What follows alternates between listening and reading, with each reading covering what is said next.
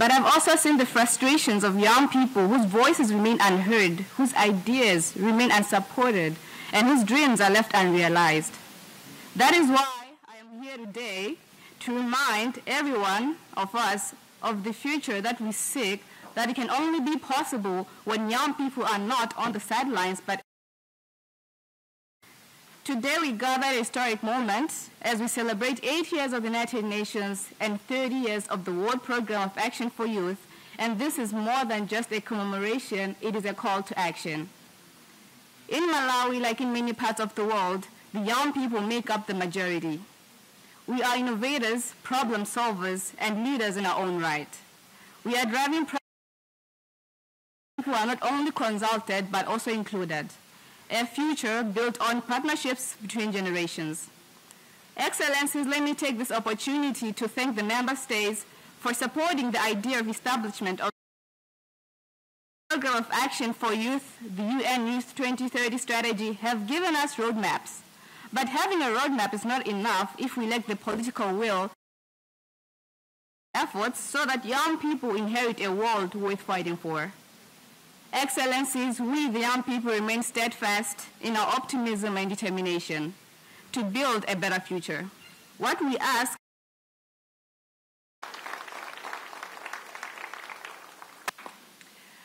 I thank Ms. Amina Alidi for her powerful speech. This is the first dedicated high-level meeting on youth. UN General Assembly. High-level week. It's such a crucial year for the UN on the 80th anniversary of its creation. This gathering to recognise that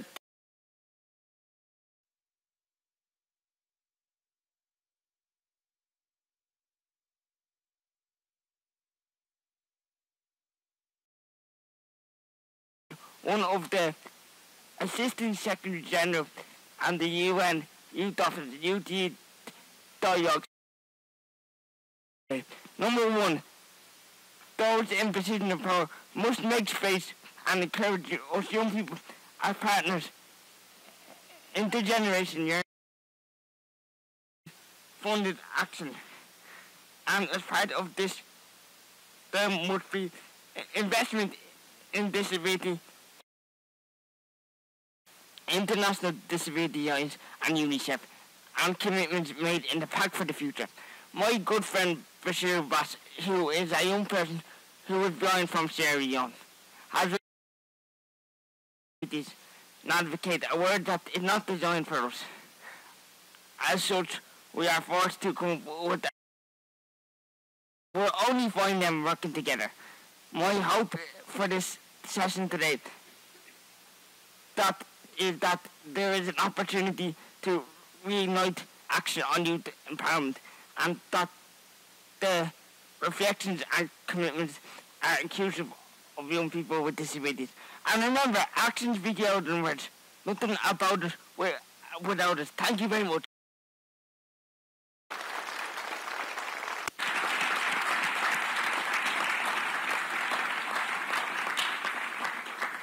Thank you very much, James, and to remain seated. Thank you very much.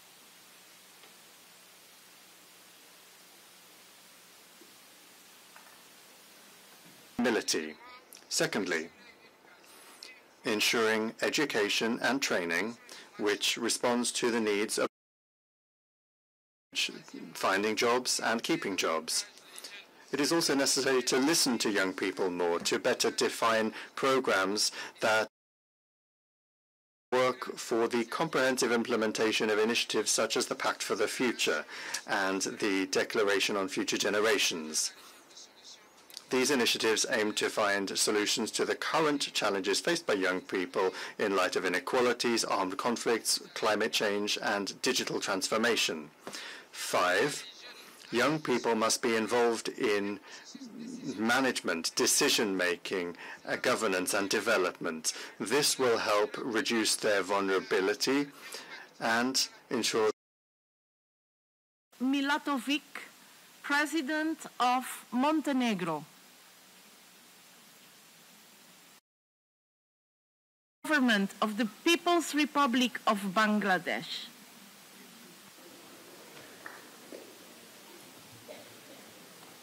Good morning, Madam President.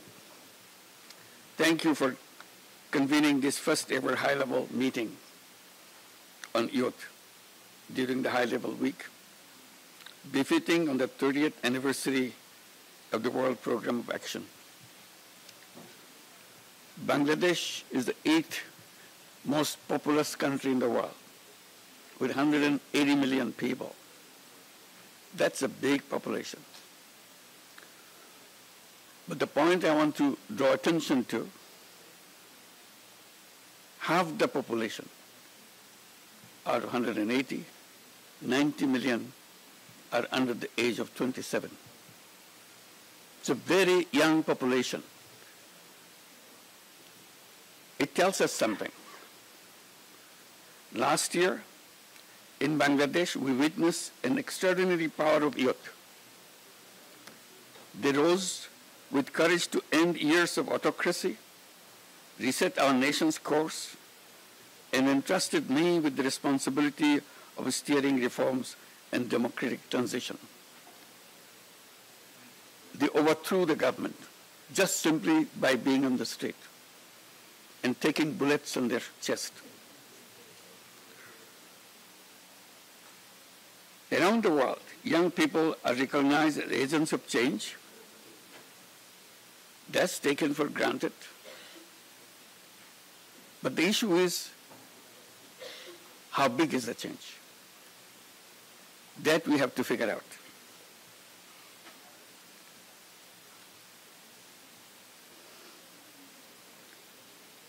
We know they are the first to suffer from the persisting inequalities, conflicts, climate change, protectionism, and digital divide. Above all, unemployment remains the gravest challenge. Youth unemployment is up to 4 times higher than the adult unemployment, particularly in the low-income countries. But lasting global progress cannot be achieved without youth inclusion. Technology, I repeat, technology is the language of the youth. I think this is a key issue when we are talking about youth. They are different, not like previous generations. They are a universal generation. This will make the gap between the old and the new generation bigger and bigger and bigger.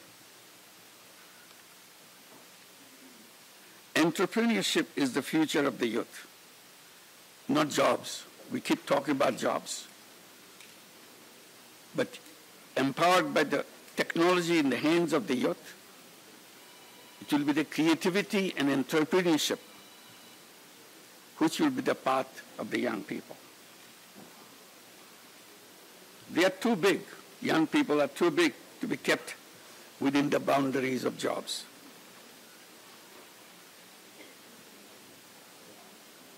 I mentioned the uprising of the young people in Bangladesh, changing.